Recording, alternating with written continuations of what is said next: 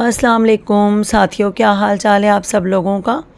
آج بات کریں گے ملیشیا کی موسمیاتی تاریخ میں ایک غیر معمولی واقعہ سامنے آیا ہے، جب ٹراپیکل اسٹارم سنیئر نے پہلی مرتبہ براہ راست خط استوا کے قریب تشکیل پا کر ملک کے مغربی ساحلی علاقوں کو اپنی لپیٹ میں لے لیا۔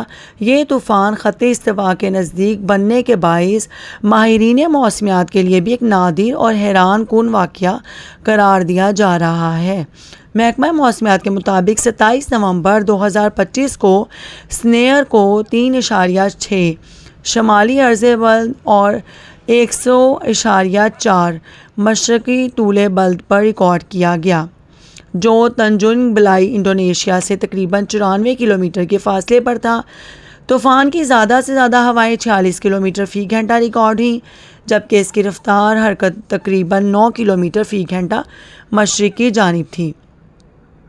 اہم اثرات: سنیئر نے مغربی ساحلی علاقوں میں مسلسل موسلا دھار بارشوں اور تیز ہواؤں کے باعث صورتحال کو خطرناک بنا دیا۔ نچلے اور شہری علاقوں میں بڑے پیمانے پر سیلاب کا خدشہ بڑھ گیا۔ تیز رفتار ہوائیں درختوں، کمزور عمارتوں اور املاک کے لیے خطرہ بن گئیں۔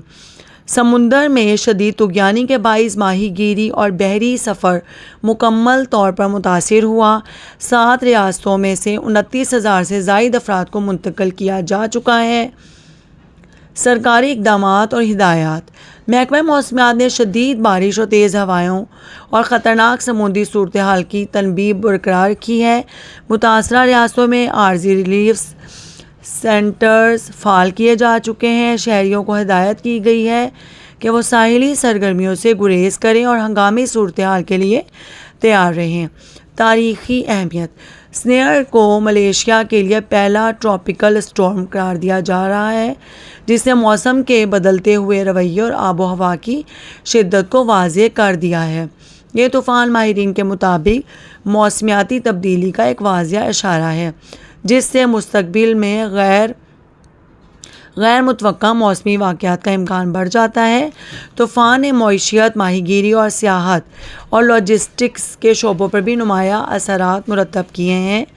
سنیئر نے واضح کر دیا ہے کہ ملک کو اپنے ڈیزاسٹر مینجمنٹ سسٹم اور انفراسٹرکچر اور عوامی آگاہی کو مزید مضبوط بنانے کی ضرورت ہے، تاکہ مستقبل کے ایسے شدید موسمی واقعات سے بہتر طور پر نمٹا جا سکے۔ جی، یہ ہے ملیشیا کی صورتحال۔ اوکے جی، اگر آپ کو پسند آیا میری اس انفارمیشن تو ضرور میرے چینل کو سبسکرائب کریں۔